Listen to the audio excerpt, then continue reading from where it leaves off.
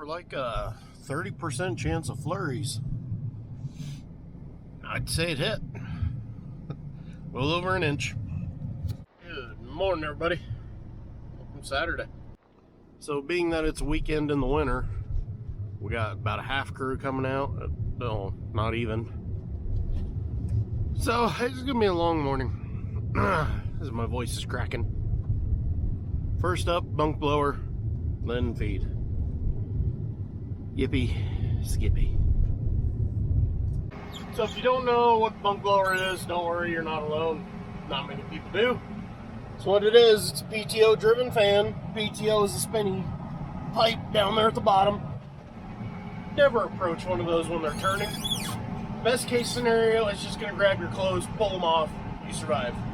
Worst case scenario is your clothes are strong and it pulls you with it and wraps you up around them. There's been people killed by them. Don't ever approach a PTO. Anywho, so inside that box, basically there's just a big fan.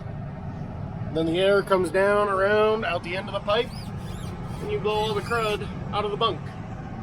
So why are we running this? Well, mainly because of the snow. You get that moisture down in there, on top of the little bit of feed that's left from yesterday, as you can see the chunks. Then it'll freeze, and now all of a sudden your bunk got a little bit smaller because you got a layer of frozen feed on the bottom. So that's why you blow it out. And we just redid the steering column on this. That is so annoying. Oh, is it gonna stop maybe? That is so annoying.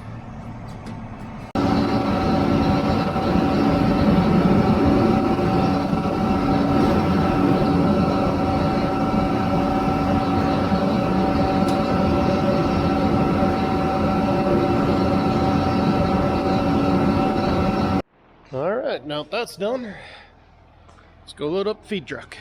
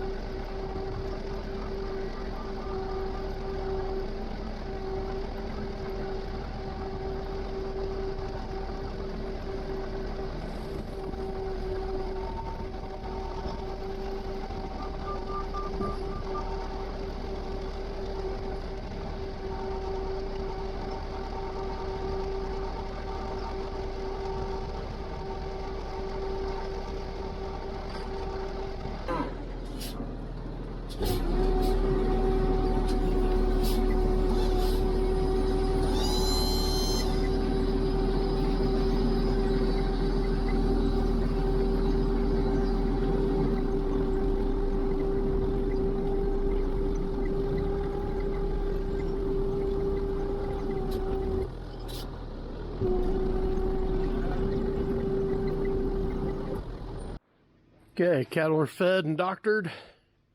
I don't know if I've shown you guys the chopper since we started working on it. It has been a slow, painful work.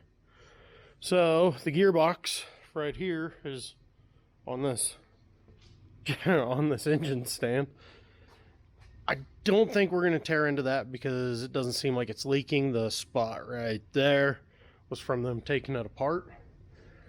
The problem was shafts and the fittings of the arms. I think this one was the one that was okay. No. I know that was very minimal movement, but on these shafts, that's actually a pretty big problem. So I think we've got a new roll coming. That roll goes right here. It's called the upper rear roll. Bottom rear is also known as a smooth roll. Bottom front is the metal detector. That's why it's got all these wires sticking out of it. There's a magnet in there, so it'll shut it off if it senses any metal. And then the upper front, what all did he need to change? This plate has this bushing here has a big flat spot on it. So I think he's changing that. And maybe the bearing inside, but the roll itself is okay. Just potentially new teeth. It's good to go. Big update this year. New bar here. It used to be this cutter bar or shear bar, whatever you want to call it, was held on with 3 bolts. One's right here, and right here. This is a new update. Now it's held on with 5. Should be a lot stronger. We just run the corn cutter bar rather than the hard surfaced one. To us, the hard surfaced one is nice, but for what it costs, we can destroy 4 or 5 of these for what one of those costs. And when you have a small rock or a little piece of concrete, something hard go through, I don't care if it's hard surfaced or not, you're going to take a chunk out of it because we've ran them before. So to us, that's not worth the upgrade there. Big project right now and becoming a problem is the blower bearings. So that housing right in there is the blower. That's what makes the feed go flying out of the spout. Each side has a bearing. As you can see by the puller that's just sitting on that one does not want to come off. The one on this side was simple. It's already been replaced. Where is it? Right back in there. It's already been replaced, pulley back on.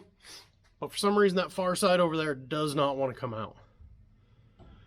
And they spent all afternoon Friday trying to get that thing out and cannot get it out. So Monday is probably going to require a little bit of heat to get it to move. That is the blower right there that you can see. Those are the paddles. That's where Cameron tried to lose a finger last summer. But essentially the feed goes from the knives up front to the blower, up the transition tube, and out the spout. As for the rest of the machine, I think we're done. Cameron already did spout liners. Glenn was changing a bunch of filters on it the other day. The one thing we've got to do is take off the 12-row extension and put on the short 8 rows for pickup work. But yeah, other than that, did a bunch of work on this stupid fan. The plate was broken. They break every year. It's a piss poor design, but whatever. But yeah, that's kind of the update in the shop. Been slowly getting through some other projects. But we've got to get this chopper done because we still got to go through Glenn's. And then all the other stuff that needs done. And it's just, we're now in the middle of February. This is taking way too long. Anywho, Tiny Todd over here says she wants to go get breakfast. So I guess we're going to run and get donuts and call it a day at 9:07. See ya.